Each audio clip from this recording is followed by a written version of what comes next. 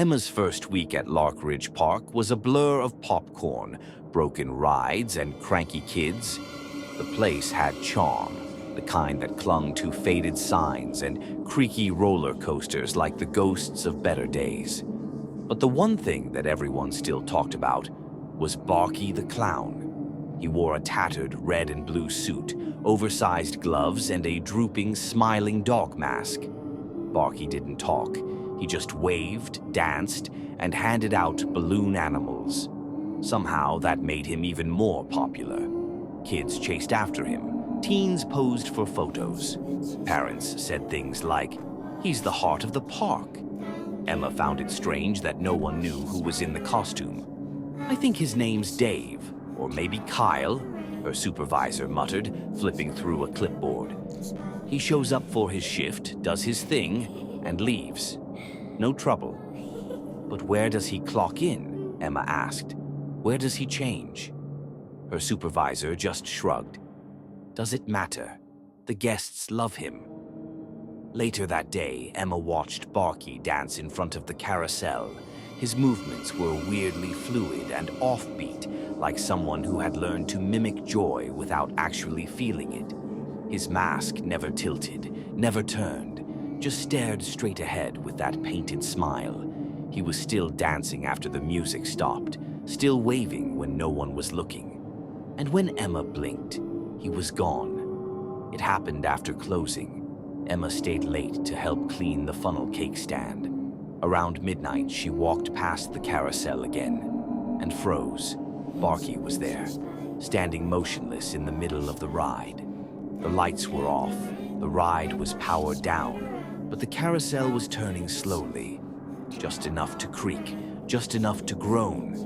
She backed away, heart thudding, didn't say a word, didn't even breathe until she was behind two locked doors.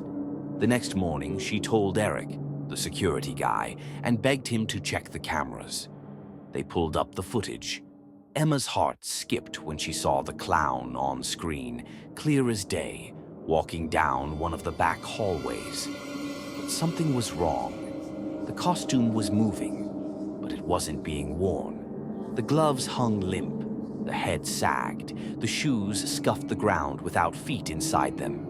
Yet it walked. No human could move like that, limbs jerking, joints bending at strange angles. Then the video glitched. Barky turned toward the camera. The feed cut to black. Eric blinked. "That can't be real," Emma whispered. "But it is." Emma couldn't stop thinking about the footage. She dreamed of empty suits dancing in the dark, of barking that sounded like screaming, of masks that smiled without mouths. She decided to dig deeper. The employee records turned up nothing. No Barky. No one assigned to that role. She asked her manager again, who brushed her off with a nervous laugh. "He's probably a contractor. Those mascots come and go." But Barky never left. That night, Emma found the old janitor, Mr. Hall. He'd worked there longer than anyone. "That suit," he said quietly. "Been here longer than me." "Doesn't come off easy. Some say it doesn't come off at all." Emma shivered. "You're saying there's no one in there?" "I'm saying," he said, lighting a cigarette, "don't try to find out." She did anyway. Around 3 a.m., Emma snuck into the locked wardrobe building behind the staff trailers. Rows of old uniforms and foam heads lined the walls. Some were moldy. Others were covered in tarps. In the far corner was a bin labeled Barky. Inside, a second Barky head, older, more cracked. The inside was lined with foam. And something else. She reached in and pulled her hand back fast. Her fingertips were red. Blood. And when she looked again, she realized the foam wasn't foam. It was dried flesh. Emma tried to quit. She packed her locker, turned in her badge, but something kept her there. A pull she couldn't explain. Like the park wanted her to stay. She started seeing Barky in strange places, not just by the rides, in reflections, behind crowds. Once, inside the mirror of the staff bathroom, staring back even when she turned around and saw nothing behind her. Kids said weird things. One told her, "Barky's eyes are blinking now." Another whispered, "He talks at night, but only in growls." Emma followed him one evening, just after closing. He walked behind the haunted house ride, dragging something heavy. When she turned the corner, he was gone. But the metal gate behind the ride was still swinging.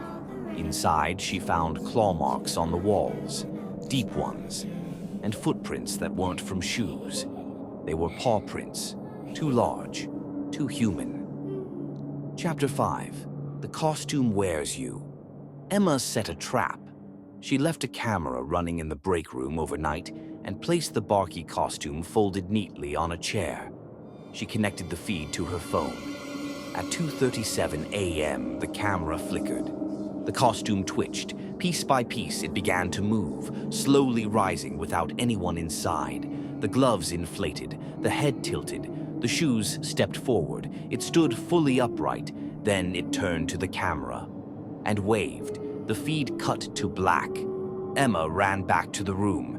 Empty, no costume, no camera. The next morning, a new Barky was back on the carousel. Taller, thinner. The mask slightly different, longer snout, deeper grin. As Emma walked past, he stopped dancing. He turned to her and whispered, "Your turn." After that final whisper, Emma didn't return to work. Not officially. She spent the next 3 nights camped in her car across from the park gates, watching. Barky never left, never rested. He danced long after the guests were gone, his shadow swaying on the carousel like a puppet with no strings. On the 4th night, she broke in. There was something she needed to find, proof, closure, an ending. She retraced her steps to the staff-only area behind the haunted house ride. A locked steel door she hadn't noticed before now stood ajar.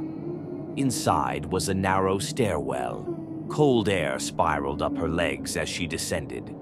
The room at the bottom wasn't part of any park blueprint. It was small and square, lit by flickering bulbs nailed to exposed beams. The walls were covered in children's drawings. All of Barky, but they weren't happy drawings. They showed the dog-masked clown with black holes for eyes, tearing through crowds, dancing on bones, swallowing people whole. In the corner, Emma found a mirror. Old, tall, cracked. She stepped toward it. And Barky stepped into view, but not her reflection, his. He mimicked her movements perfectly until she blinked. Then he waved. The light shattered, the mirror fractured. She turned to run, but Barky was behind her, mask in hand, smiling. And from the dark, the voices of children echoed. "He's not in the costume. He is the costume.